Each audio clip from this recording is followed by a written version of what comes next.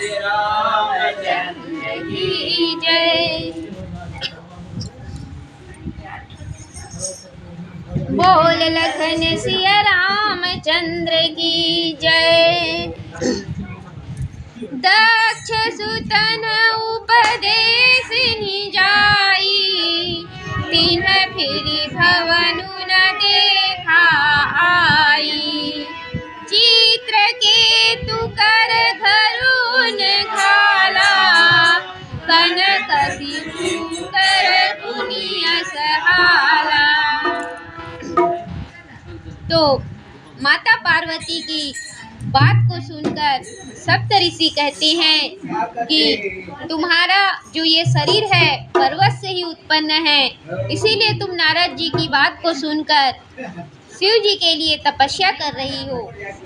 नारद जी की बात को सुनकर भला किसका भला हुआ है। नारद जी ने दक्ष के पुत्रों को जाकर उपदेश दिया तो उन्होंने आकर फिर दोबारा घर नहीं देखा, क्योंकि दक्ष जो है अपने पुत्रों को उत्पन्न करके उनको सृष्टि उत्पन्न करने की आज्ञा दी। इस हेतु से वे वन में तपस्या करने गए थे, लेकिन वहां पर नारद जी जाकर उनको ऐसा उपदेश दिया, ऐसा ज्ञान का उपदेश दिया कि वे विरक्त होकर फिर वापस घर नहीं लौटे, वहीं ईश्वर के लिए तपस्या करने लग गए। सृष्टि का निर्माण तो दूर हो गया। तो और चित्रकेतु का घर भी उसी नारद ने ही उजाड़ दिया है, बिगाड़ दिया है, और हिरण्यकश्यप को भी उपदेश दिया, उसका तो ऐसा हाल किया कि पूछो ही मत। तो इस प्रकार जो है सप्तऋषि माता पार्वती से कह रहे हैं कि नारद जी का उपदेश सुनकर कभी भी किसी का घर नहीं बसा है, सबका घर उजाड़ ही हुआ है। तो आगे तुलसीदास जी कहते हैं, नारद सिख जय सुन सुन ही नर नारी, अवसि होहि तजि भवनु भिखारी। मन कपटी तन सज्जन चीन्हा, आप सरिस सबहि चहकिन्हा।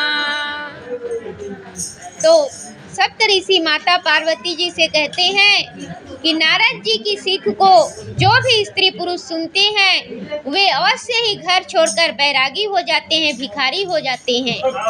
उनका मन कपटी और शरीर सज्जनों का सा दिख पड़ता है। नारद जी जो हैं, नारद जी का मन कपटी है, वो किसी का भी घर नहीं चाहता, घर बसाना नहीं चाहता, किसी का भी घर बसा हुआ वो देख नहीं सकता। उनके मन में बहुत ही कपट है, वे मन के कपटी हैं और शरीर से सज्जन दिखाई पड़ते हैं, साधु पुरुष दिखाई पड़ते हैं, जबकि ऐसा है नहीं, वो मन से बहुत कपटी हैं।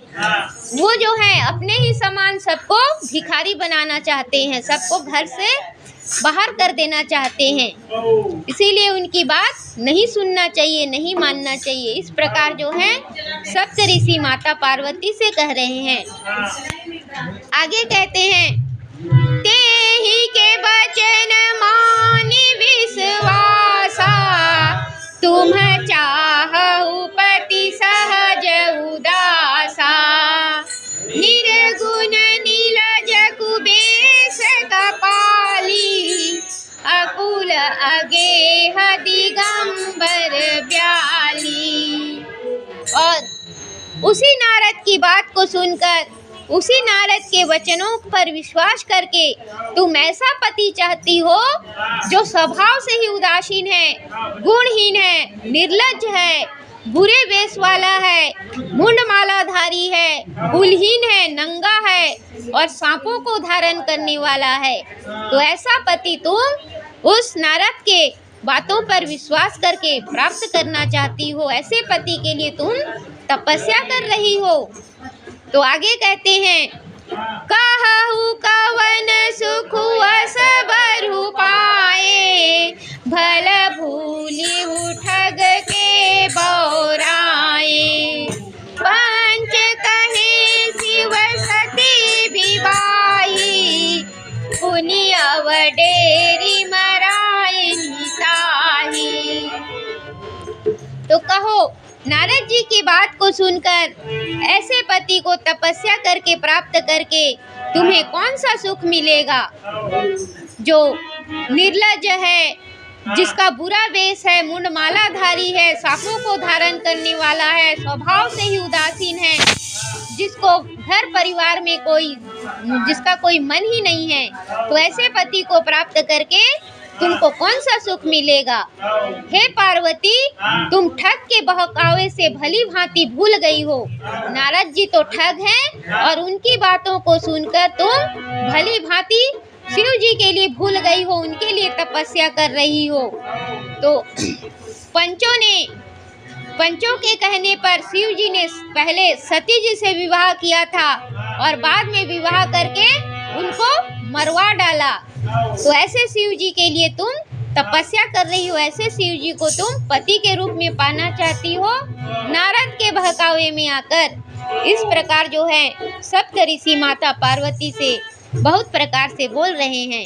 तो आगे तुलसीदास जी कहते हैं, अब सुख सोवत सोचु नहीं, भिख मांगी भव खाही, सहज एकाकिन के भवन, कबहु किनारी खटाही, लखन सिया रामचंद्र की जय।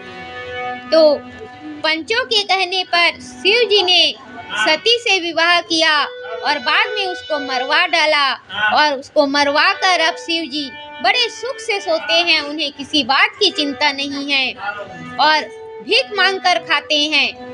तो ऐसे एकाकी स्वभाव वाले के घर में क्या कभी स्त्री निभी है? कभी स्त्रियां रह पाई हैं ऐसे एकाकी स्वभाव वाले के घर में? तो जो तुम नारद की बहकावे में आकर ऐसे शिव के लिए तपस्या कर रही हो, ऐसे शिव को पति के रूप में पाना चाहती हो। तो इस प्रकार सप्तऋषि माता पार्वती को समझा रहे हैं, उनकी परीक्षा ले रहे हैं। बोल लखन सिया रामचंद्र की जय।